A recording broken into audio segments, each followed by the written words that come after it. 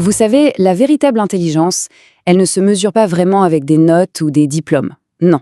Elle se cache plutôt dans des schémas de pensée, des habitudes quasi inconscientes qui nous montrent comment un esprit fonctionne, comment il traite la réalité.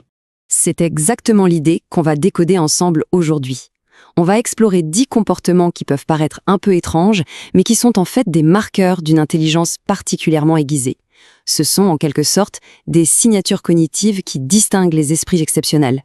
La toute première habitude, c'est une curiosité qui ne s'arrête jamais. Les esprits brillants, ils acceptent rarement les choses comme ça sans se poser de questions. Ils ont ce besoin constant, presque viscéral, de comprendre le pourquoi derrière chaque règle, chaque événement, chaque affirmation. Et ce qui est vraiment intéressant, c'est que ce n'est pas pour argumenter ou pour avoir absolument raison. Non, c'est une pulsion, un besoin fondamental de déconstruire les systèmes, de voir les rouages cachés. Là où la plupart des gens voient un fait, un esprit affûté, lui, voit toute une chaîne de causes et d'effets à explorer. Bon, abordons maintenant une habitude qui est très souvent mal interprétée, le silence. Ce n'est pas forcément de la timidité. Pour les personnes très intelligentes, c'est un processus actif, vous voyez, une sorte d'édition mentale, totalement délibérée.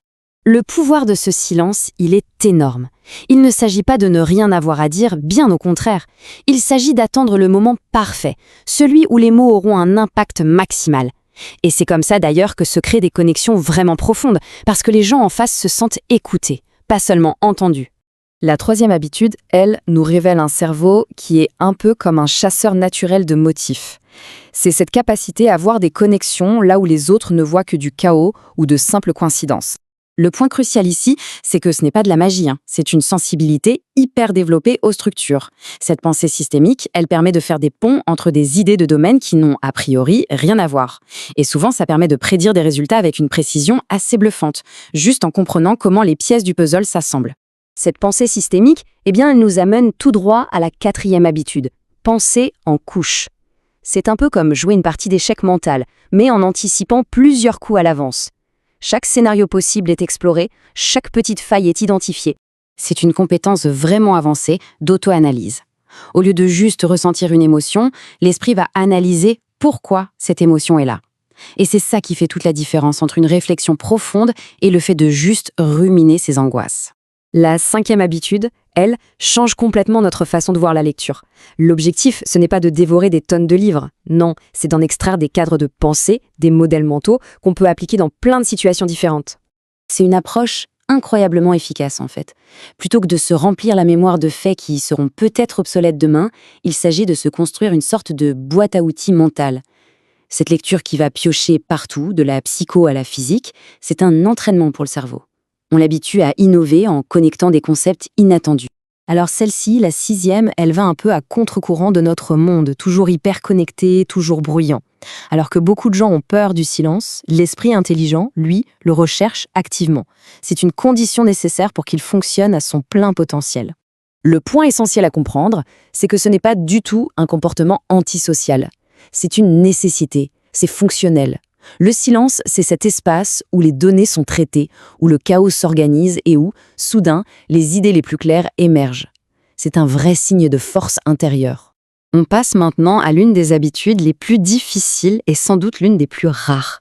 C'est cette capacité à se regarder dans le miroir, sans filtre, à refuser de se raconter des histoires pour se sentir mieux. Cette auto-évaluation honnête, c'est le vrai moteur de toute croissance personnelle. Sans elle, on reste coincé, on blâme les autres, on se justifie. Reconnaître sa part de responsabilité, c'est la toute première étape pour reprendre le contrôle et vraiment s'améliorer.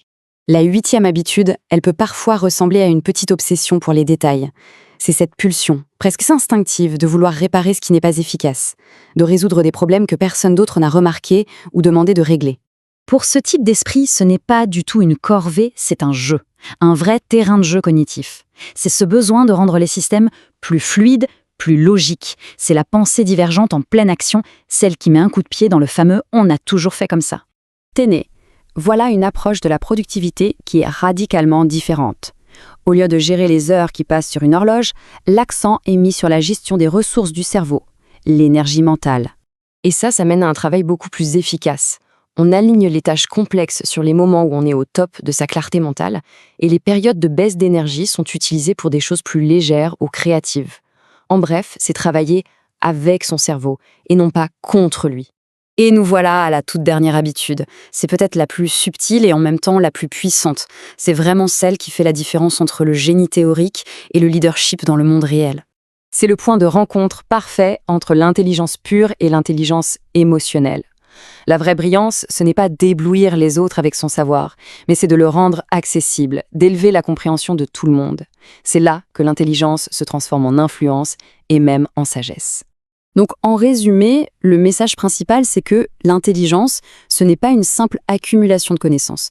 C'est un processus. C'est l'ensemble des systèmes et des habitudes qu'on utilise pour penser, pour apprendre et pour interagir avec le monde. Ça nous amène à une petite question pour réfléchir. En observant tous ces schémas, lesquels résonnent le plus avec vous? Reconnaître ces habitudes, ce n'est pas une question d'ego, non. C'est plutôt une clé pour mieux comprendre le fonctionnement de son propre esprit.